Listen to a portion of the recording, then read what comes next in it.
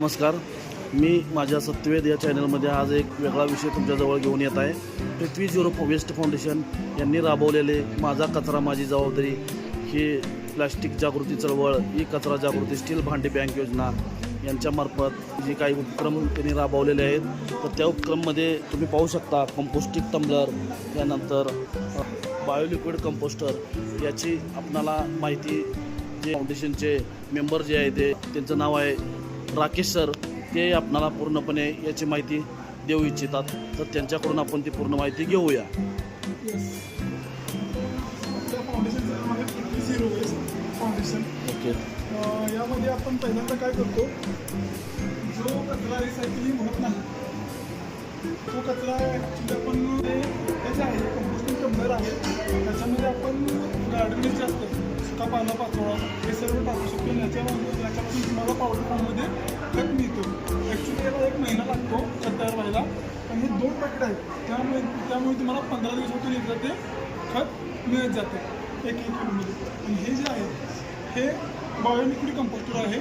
याच्यामध्ये आपलं जे खरकट अन्न असतं म्हणजे फूड वेस्ट हे त्यामध्ये तुम्ही टाकू शकता. याच्यामध्ये तुम्हाला लिक्विड फॉर्ममध्ये जे आहे ते खत मिळतं. म्हणजे आपण ते घरातील जे खरकट अन्न आहे ते त्यात आपण टाकू शकतो. आणि ते किती दिवसात त्याचं ते लिक्विड फॉर्ममध्ये खत बदललं जातं? 15 दिवसातून परत ते लिक्विड फॉर्म 15 दिवसातून तयार होतं. त्याचा यूज आपण कुठं करू शकतो? आपली जे गार्डन वेस्ट असतं, गार्डनची जे झाडे असतात, गार्डनचे झाडे, हां, त्यांना ते वापरू शकतो. हां. फायदेशीर आहे. झाडांची वाढ पण चांगल्या प्रमाणात होते. झिरो तुम्हाला खत मिळतं वेस्टमधून. वेस्टेजमधून ते खत बी निर्मित होते आणि झिरो बजेटमध्ये होऊन जातं आणि प्रदूषणही कमी होते. प्रदूषण. तसंच आपलं आहे पृथ्वी झिरो वेस्ट. हां.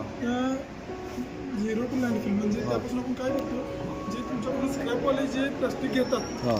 ते आपण मोस्टली प्रेफर करत नाही. आपण प्रेफर काय करतो, जे लँडफिलवरती पडून राहते प्लास्टिकच्या पिशव्या असतील, चॉकलेटची कागदं असतील, बरोबर, काही रॅपर्स असतील, ते आपण कलेक्ट करतो, संकलन करतो, आणि त्याच्यापासून आपण याचा पेमेंट ब्लॉक बनवायला लागलो. म्हणजे जे वेस्टेज जे प्लास्टिकचे पिशव्या कागद जे काय असेल त्याचं तुम्ही आपण ते ॲज अ एनजीओ समाजसेवा म्हणून करतोय.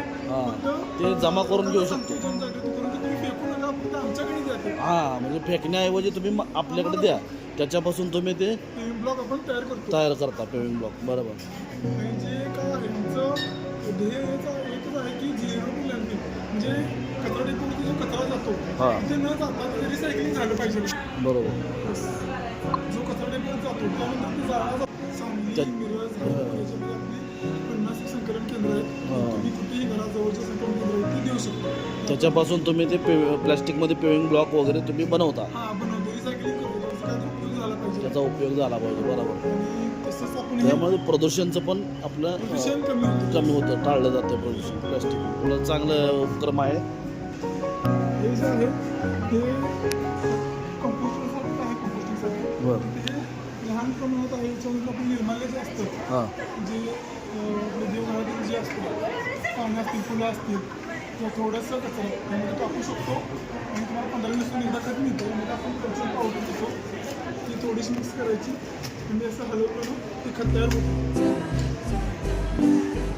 ठीक आहे. नक्कीच आपला उपक्रम अतिशय छान आहे, चांगला आहे. प्रदूषणचं पण तुम्ही कमी करण्यास मदत होते त्याच्यामुळे. आणि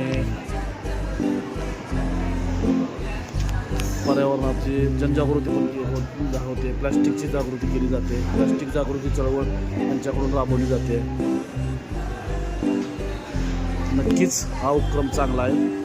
तर ज्यांना कोणाला जर याची माहिती हवी असेल तर तुम्ही पृथ्वी झिरो वेस्ट फाउंडेशन यांना भेट देऊ शकता. धन्यवाद.